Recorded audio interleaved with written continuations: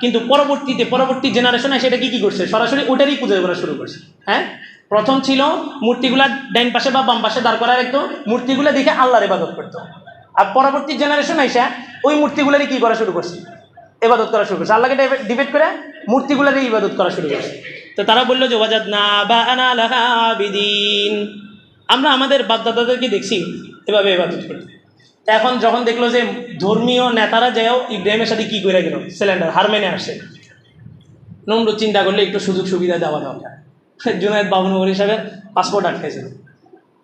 বাবুনগর হিসাবে এমন এক নেতা, সর্ব দল যেগুলো আছে, যতগুলো দল আছে ইসলামী দল, সমস্ত দল তাকে কি করে, সাপোর্ট করে, কোনো বিতর্কিত না। সব দল, জামাত বলেন, আওয়ামী লীগ বলেন, বিএনপি বলেন, সবাই বলে যে সলিড লোক আছিল একজন। বাবুনগর হিসাবের কাছে গেছে, বলে যে আপনাকে রাষ্ট্রীয়ভাবে আপনার চিকিৎসা করানো হবে বাইরে, বলছে না। বান্ডিল নিয়ে গেছে, বলছে না। ইব্রাহিম আলাইহিস সালামকেও নমরুদ একটা অফার দিল, বললো যে একটা বিশাল মূর্তির এই পূজার আয়োজন করো, আসর করো, ইব্রাহিমকে সেখানে দাওয়াত দাও। ইব্রাহিম আলাইহিস সালামকে দাওয়াত দিছে। উনি আসমানের দিকে তাকাইলেন, ফানাযারা নাযরাতান ফিন নুজুম, আসমানের দিকে তাকায় কি জানি দেখে বললেন যে ফাকালা ইন্নী সাকিম, উনি বললেন আমি অসুস্থ। এখন তারকা, আগের যুগে সবকিছু ছিল তারা নির্ভর, এখন যে নাবিক জাহাজ চালায়, এখন তো হচ্ছে ম্যাপ চলে আসছে। আগে কিন্তু জাহাজের পথ দেখা সবকিছু নির্ভর করতে কিসের উপরে, তারার উপরে। আসমান দেখে ওনারা গতিপথ নির্ধারণ করতেন। তো উনি বললেন যে ফাকালা ইন্নী সাকিম, আমি অসুস্থ। সাকিম বলা হয় যার দিলের অসুস্থতা, যে দিলের থেকে মনে মনে অসুস্থ, তাকে কি বলা হয়, সাকিম। ইব্রাহিম আলাইহিস সালাম আসলে কি মিথ্যা বলছেন না, ইব্রাহিম আলাইহিস সালামের আসলেই মনের মধ্যে একটা ব্যথা, পুরা সমাজ ব্যবস্থা আমার আল্লাহকে ছেড়ে আরেকজনের পূজা করতেছে। তো ধর্মীয় নেতারা যখন আসলো, আয়সা বললো ইব্রাহিম, এই তুমি আল্লাহ খুঁজতেছ, এই যে দেখো কাউকাবা, এই যে তারকা দেখতেছো না, এগুলো হচ্ছে আমাদের খোদা। ফালাম্মা জান্না আলাইহিল লাইলু রাআ কাওকাবা, উনি যখন রাতের বেলা তারকা দেখলেন, বললেন ক্বালা হাযা রাব্বি, এটাই মনে হয় আমার খোদা, এটাই মনে হয় আমার খোদা। ফালাম্মা আফালা ক্বালা লা উহিব্বুল আফিলিন। আপডেট হন, আপনারা আরেকটু আপডেট হন। জুমার পরে বক্স চালু করেন, এই যে খাদেম সাহেব মুয়াজ্জিন সাহেব দিয়ে যে টাকা ওঠেন, এনারা আলেম ওলামা না? হ্যাঁ, একটু আপডেট হন। সবাই করে, আমরাও করবো কেন? মক্কা শরীফে হয়, আল্লাহ রসুলের যুগে হয়েছে। এটা বক্স চালু করে দিবেন, বক্সে দিয়ে দিবে। জাকাতের নিয়ম কি? জাকাত যে নিবে সেই যায় জাকাতের কাছ থেকে আনবে, না যার উপর জাকাত ফরজ সেই যায় দিয়ে আসবে? নামাজ ফরজ, মসজিদ কি আপনার ঘরে যায় না আপনি মসজিদে আসেন? কথা বলেন না কেন? মসজিদে যান না মসজিদে আসে? হজে যান না হজ আপনার কাছে আসে? কাবা শরীফ আপনার কাছে আসে?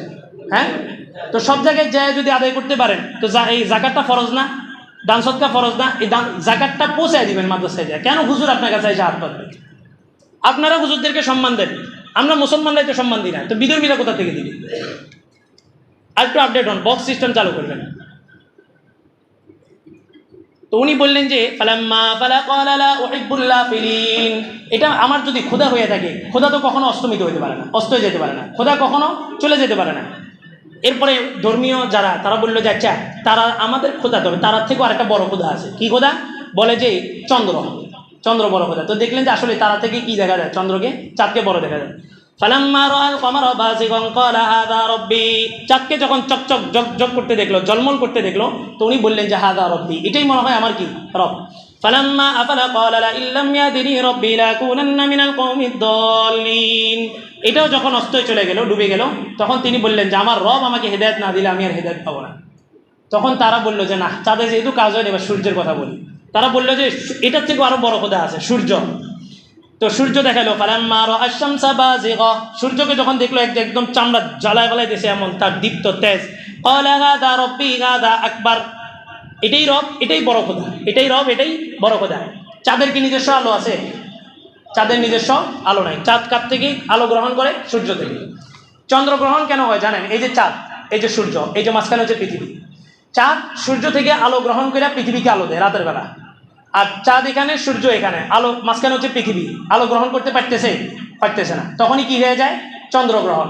আর চাঁদটা পৃথিবীর চতুর্পাশে ঘুরতে ঘুরতে যখন সূর্য এবং পৃথিবীর মাঝখানে চলে আসে, তখন কি হয়? সূর্যগ্রহণ। তাহলে চাঁদের নিজস্ব কোনো আলো নাই, চাঁদ কার থেকে আলো গ্রহণ করে? সূর্য থেকে। তো উনি এগুলো সব দেখে বললেন ফালাম্মা ফালাত ক্বালা ইয়া কওমি ইন্নী বারিউম মিম্মা তুশরিকুন। সুযোগ কয়বার দেওয়া যায়? 3বার সুযোগ দিয়েছি। তারা দেখাইছে ওইটাও ডুবে গেছে, চাঁদ দেখাইছে ওইটাও ডুবে গেছে, সূর্য দেখাইলে সেটাও ডুবে গেছে। যাও, আর কোনো কথা নাই। ইন্নী বারিউম মিম্মা তুশরিকুন, আমি তোমাদের থেকে মুখ ফিরাই নিলাম। ইন্নী ওয়াজ্জাহতু ওয়াজহিয়া লিল্লাযী ফাতারাস সামাওয়াতি ওয়াল আরদা হানিফা ওয়া মা আনা মিনাল মুশরিকিন। আমি এক আল্লাহর দিকে আমার মুখ ফিরাই নিলাম। আল্লাযী ফাতারাস সামাওয়াতি ওয়াল আরদ, যিনি আসমান জমিনকে বানাইছেন কোনো নকশা না দেখা। ফাতরা মানে বাদিয়া, বাদিউস সামা। বাদিয়া বলা হয় যিনি কোনো কিছু বানানোর আগে কোনো স্ট্রাকচার দেখেন। আমরা যে কোনো একটা জিনিস বানাই আগে কি বানাই? স্ট্রাকচার বানাই, একটা ডিজাইন করি। তারপরে যে ডিজাইন দেখে আমরা কি করি? প্লেন বানাইছে কিসের উপরে? ইয়া করে পাখির উপরে। জাহাজ বানাইছে কিসের উপরে? মাছের উপরে। গাড়ি বানাইছে কিসের উপরে? সাওয়ারির উপরে, উটের উপরে। সব কিছু একটা স্ট্রাকচার দেখে তারপরে কি করে? গবেষণা করে বানায়। তো আল্লাহ তাআলা আসমান জমিন বানাইছেন কি দেখা? কোনো কিছু দেখে না। এই জন্য আল্লাহকে বলা হয় বাদিউস সামাওয়াতি ওয়াল আরদ। এটা শব্দের অর্থই হচ্ছে নিপুণ, নিখুঁতভাবে বানাইলেন, যিনি কোনো স্ট্রাকচার ফলো করার প্রয়োজন হয়নি। আল্লাহু আকবার।